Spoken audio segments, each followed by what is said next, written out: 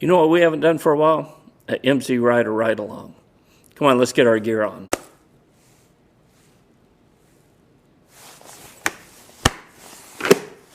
Hey, magic happens here at the MCrider garage. Come on, let's go.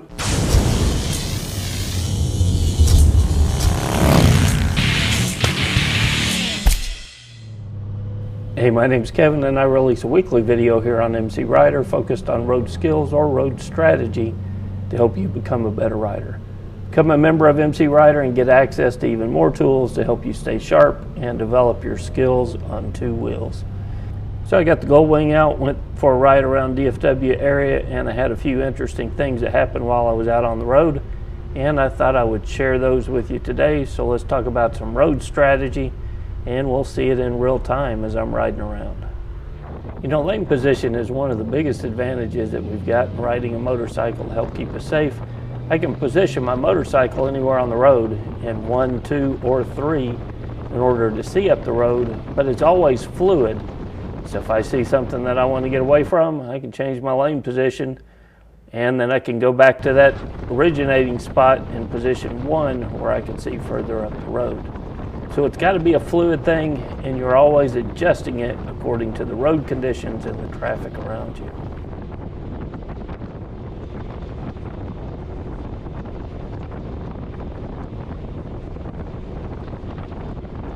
Let's back this situation up that I just rode through, and we'll show you where I was thinking ahead in this scenario.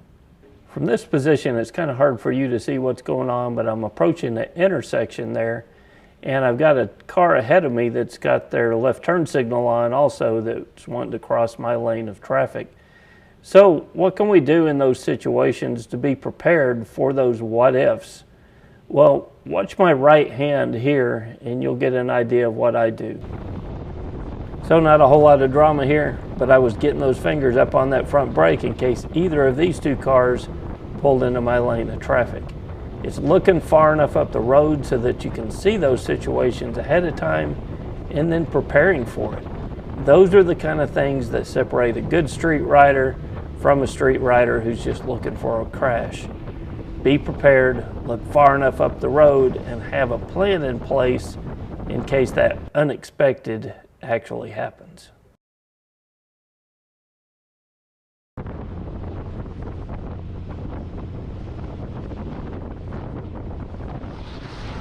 I encourage all riders to work on slow speed controls on a parking lot. It helps for a lot of reasons. One, there's a whole lot less risk. If you have a crash, you're a lot less likely to get hurt or do damage to your motorcycle, but it makes you focus on the fundamentals: clutch, throttle control, head and eye placement, keeping the motorcycle balanced at slow speeds.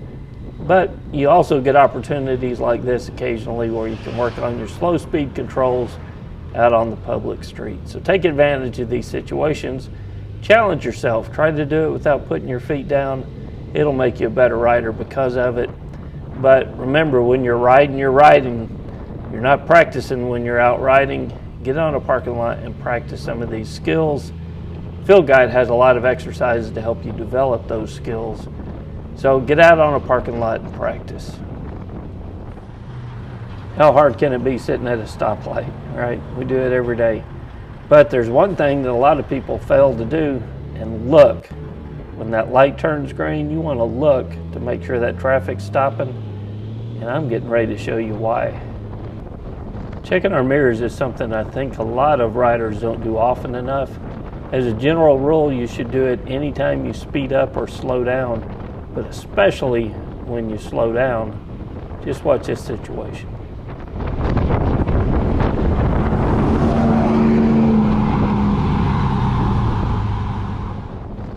Let's back that one up and look at a few things. So here I am going down the road. You can see that white truck in my left mirror, and I'm going to pause the video when the light ahead of me turns yellow. So the lights just turned yellow. You'll see me reach out for the front brake, but I also check my mirror to see what's going on behind me. At this point, I'm slowing down. I can tell that truck behind me is accelerating, so I swerve to the right to give him all the room he wants.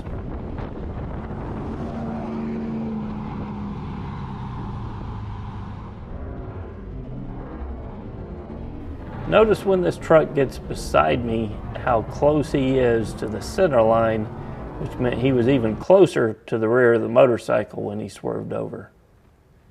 So by keeping my eye on my mirrors here when I slowed down, I was able to swerve and give myself a little more room to avoid this Dodge Ram.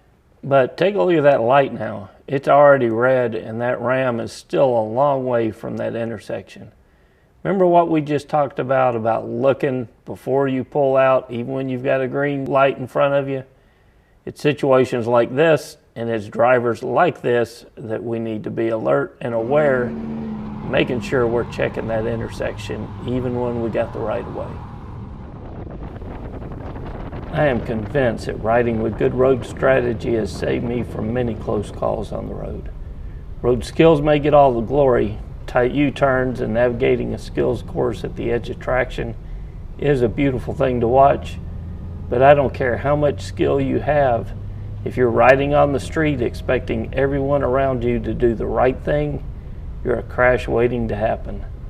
If you have a lot of close calls on the road, you need to evaluate your road strategy and see what you can adjust.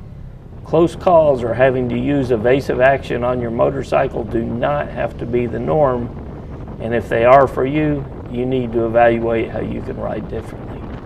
Go to MCrider.com/road strategy, and I have a ton of videos to help you improve your strategy on the street.